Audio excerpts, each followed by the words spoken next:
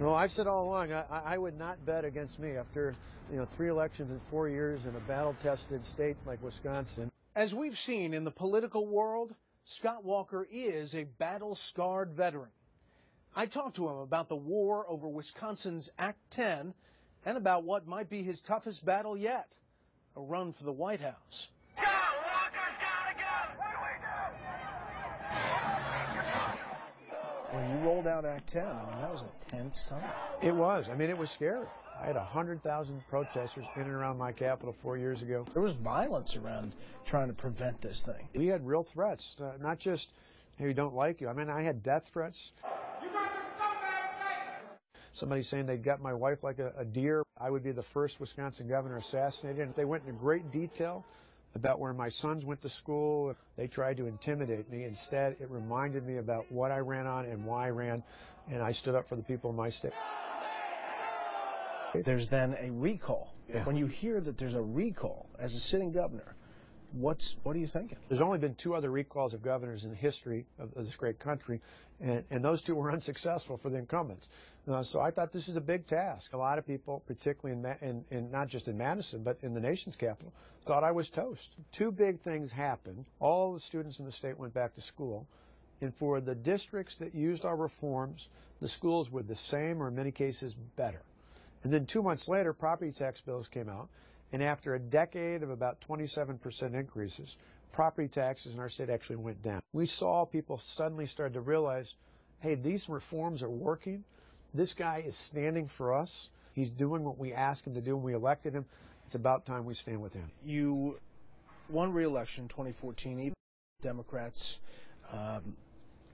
gunning for you, really gunning for you. The lesson learned is, lesson for nationally for Republicans is you can actually go big and go bold and you get results. And when you get things done, voters will actually stand with you. Because what they crave, particularly in times of crisis, more than anything, is leadership. If you were president, would you do the same thing for federal unions that you did in Wisconsin? Well, I think there's ways, again, you've got to transfer power not only through unions, but through some of the arcane rules that are in place that deal with federal employees and the things that happen at the federal level in some cases under some of these federal arcane rules. You can't hold people accountable. That's really frustrating to everyday Americans who say, hey, I pay a lot for my government. I should expect something in return. And we were able to do that, to cut down overtime abuse, to cut down some of the other abuses, to provide better, more effective, more efficient, more accountable government. Medicaid. I did not take the expansion. I did not set up a state exchange.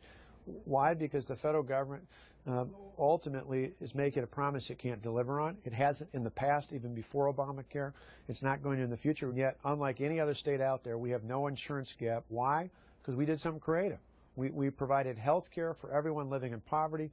For those living above, we transitioned into the marketplace, and we didn't put our taxpayers at risk. As governor, you cut taxes. As president, would you try to do the same thing? Absolutely. But I want to find a way to bring American jobs back from overseas, to put more of our fellow Americans back to work, and part of that means having a reasonable tax structure. Immigration.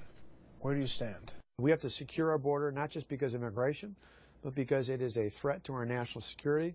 Radical Islamic terrorists want to do harm to us. I do not believe in amnesty. I believe we need to then, therefore, enforce our laws and make sure we have a legal system for immigration in this country that works. Well, in 2013, you said you supported a path to citizenship for immigrants living here illegally. But recently, you've come Actually, out. I'm glad you asked about that, because the Wausau newspaper erroneously quoted me on that. They listed a video on their website that actually showed that the person who asked the question said that, not me. So that's wrong. That's wrong. It's not what I said. I have said I believe we need a legal immigration system. I have said repeatedly I oppose amnesty. I think we're a nation of immigrants, but we're also a nation of laws. We should have a legal way for people to come into this country, either to work or for citizenship, just like we have for generations. And that part of that deal is we also need to make sure that we have a border that's legitimately secure, not just for immigration reasons, but as I mentioned, for national security.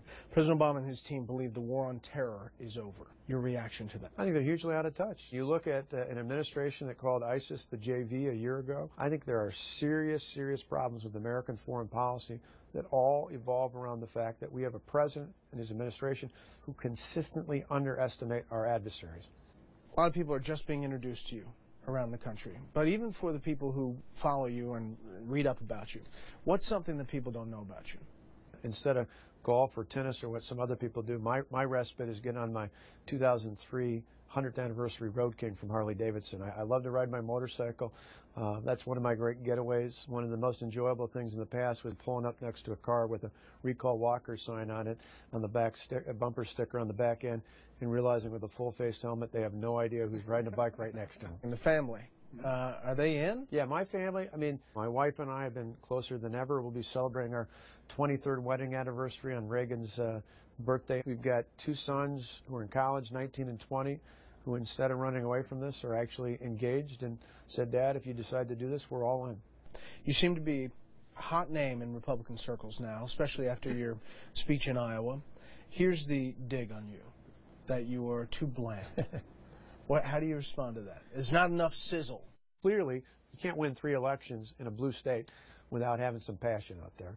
For me, the fact that I don't spew off red meat points, that I don't talk in bumper sticker lines, I just tell people what I'm going to do, and then I go out and do it. I think one of the strengths I bring as a potential candidate is nobody doubts I'll do what I say.